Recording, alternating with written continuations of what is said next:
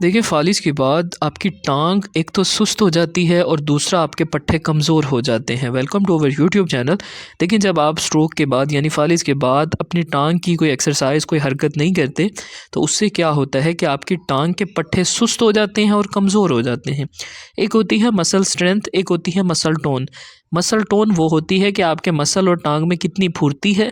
दूसरा होती है मसल स्ट्रेंथ, वो ये इंडिकेट करती है कि आपके टाँग के पट्टों में कितनी ताकत है।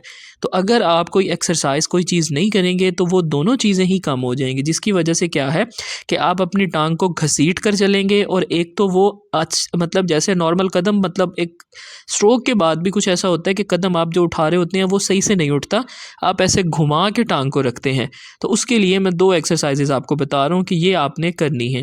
नंबर 1 एक्सरसाइज़ क्या है कि इसके अंदर आपने एक अपने पाँव के ऊपर कोई वज़नी चीज़ रखें ताकि आपका पाँव स्लिप ना हो। क्योंकि कुछ लोगों में क्या होता है कि मसल टाइट हो जाते हैं, मसल्स जो है वो एकदम टाँग सीधी हो जाती है झटके के साथ। तो आपने अपने पाँव के ऊपर एक तकिया रखना है और साथ पे उसके अगर आपकी पाँव आगे खिसक जाती है तो तकिए के ऊपर ज़ोर दे दें। ये जो हमारे पास पेशेंट हैं, इनकी क्या था कि पहले खिसक जाती थी लेकिन अब नहीं खिसकती। पहले मैं इसके ऊपर वज़न देता था, अब नहीं दे रहा।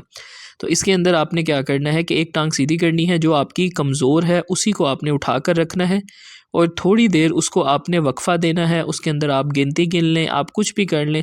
तो उसके अंदर क्या है कि आप दुरूद शरीफ पढ़ लें एक दफ़ा, तो आप जो है वो उतनी देर अपनी टाँग को उठा कर रखेंगे। इसको उठा कर रखने से क्या होगा कि एक तो आपकी टाँग के ऊपर टेंशन है और दूसरी उससे ज़ोर लग रहा है। तो ये जो 2 चीज़ें मैंने पहले डिस्कस की, मसल टोन और साथ में मसल स्ट्रेंथ, वो इससे बेहतर होगी। क्योंकि मसल के अंदर जब टोन कम हो जाती है तो मसल आपका सुस्त हो जाता है। वो एक्सरसाइज़ नंबर 1 आपने देखी। नंबर 2 एक्सरसाइज़ क्या है कि इसके अंदर आपने कोई भी वज़न अपनी टाँग के साथ बाँध कर उसे उठाना है। अभी जब हम इनको वज़न इनके साथ हमने मज़ीद जो बड़ा वज़न था, लोड था, वो रखा हुआ था, वो उसे हमने हटा दिया क्योंकि अभी इनकी टाँग के अंदर इतनी कैपेसिटी नहीं है कि वो उसको उठाएँ।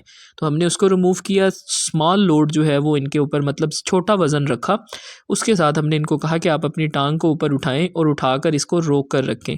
बेसिकली ये देखें कि अब जब ये ऊपर उठाते हैं तो इनकी टाँग वाइब्रेट कर रही है। वाइब्रेट करने का मकसद ये होता है कि आपकी टाँग के मसल कमज़ोर हैं और साथ में उनकी मसल टोन भी कम है। मसल टोन मसल की चुस्ती होती है। अब देखिए कि इसके ऊपर जैसे ही टाँग के ऊपर प्रेशर पड़ा तो ये काँपने लग गई। ये काँपने किस वजह से कि ये कमज़ोर है। ये आपका साथ तो दे रही है, यानी कि आप इससे हरकत कर रहे हैं, सारा कुछ कर रहे हैं, लेकिन क्या है कि इसके अंदर कमज़ोरी है जिसकी वजह से आप अपनी टाँग को घसीट कर रखते हैं। तो इसको बेहतर करने के लिए आप ये 2 एक्सरसाइज़ेज़ अपने सामने जो देख रहे हैं, इनको आप किया करें। बेसिकली इनके करने से क्या होगा, एक तो आपकी टाँग के जो क्वाड्रिसेप मसल हैं उनकी ताकत बहुत ज़रूरी है। जब उनके अंदर ताकत होगी तो आप जो है वो कदम अच्छे से उठा कर रखेंगे। तो हम जो है वो अब इनकी जो है वो स्ट्रोक के बाद इनकी जो टाँग है, इनका बहुत क्रोनिक स्ट्रोक था, बहुत पुराना। तो अब ये हमारे पास रिहैबिलिटेशन के लिए आए हैं। अब इनकी हम रिहैबिलिटेशन स्टार्ट की है। इसके अंदर क्या है कि स्मॉल मूवमेंट्स इनकी हमने स्टार्ट की हैं। उसके बाद क्या है कि साथ-साथ इसके अंदर हम तब्दीली लाते रहेंगे। तो फर्स्ट जो हमने इनकी लेग की स्ट्रेंथनिंग के लिए आज प्लान डिज़ाइन किया वो ये है। इसके अंदर सबसे पहले तो आपने लेट कर अपनी टाँग को इकट्ठा करना है और उससे वज़न, मतलब कमर उठानी है। दूसरी में आपने अपनी टाँग के साथ कोई वज़न बाँध लें या एक पानी की बोतल बाँध कर इस तरह की किसी कुर्सी पर बैठें और अपनी टाँग को ऊपर उठाएँ और फिर उसको छोड़ दें। जल्दी-जल्दी नहीं करना कि उठाना छोड़ना नहीं करना, आपने उठा कर रखना है और फिर उसको जो है वो नीचे रख देना है। अब हम इनको दोनों टाँगों के साथ करवा रहे हैं ये एक्सरसाइज, ताकि इनकी दोनों टाँगों पर ज़ोर पड़े और दिमाग जो है वो दोनों टाँगों को महसूस कर कर प्रॉपर तरीके से करे। तो इसलिए अब इनकी हमने डबल लेग जो है वो अपना नी की एक्सटेंशन स्टार्ट करवाई है। उसके अंदर क्या है कि ये जब इसको उठा रहे हैं तो इसमें इनका काँप रहा है पाँव, लेकिन आहिस्ता-आहिस्ता जैसे-जैसे इनके मसल में थोड़ी-सी ताकत डेवलप होगी, ताकत आएगी, तो ये काँपना छोड़ देगा। क्योंकि मसल जब कमज़ोर होता है तो वो काँपता है, क्योंकि उसके अंदर इतनी हिम्मत नहीं है कि वो आपको इस वज़न को उठा सके। तो इसलिए हम आहिस्ता-आहिस्ता ये स्टार्ट करवाते हैं। इसमें ये है कि पहले एक टाँग से जो अफ़ेक्टेड है, यानी कि जो कमज़ोर है, फिर दोनों टाँगों से भी करवाते हैं और उसके बाद क्या है कि फिर हम दोबारा से सिंगल लेग पर आ जाते हैं। तो अब जो है वो हमने इनकी सिंगल लेग और साथ पे जो है वो दोनों टाँगों से स्टार्ट की है। क्योंकि इनकी जो है वो अभी वीकनेस बहुत ज़्यादा है, इसलिए हम इनको स्लो लेकर चल रहे हैं। ये 2 एक्सरसाइज़ेज़ निहायत इफ़ेक्टिव आपसे शेयर की जा रही हैं। आप इनको घर पर करें, इससे आपको बहुत फ़ायदा होगा।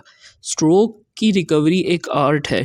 अगर आप उसे तरीके से समझ कर करेंगे तो आपको उसका फ़ायदा होगा, अदरवाइज़ सिर्फ आप अपने आप को थका रहे हैं।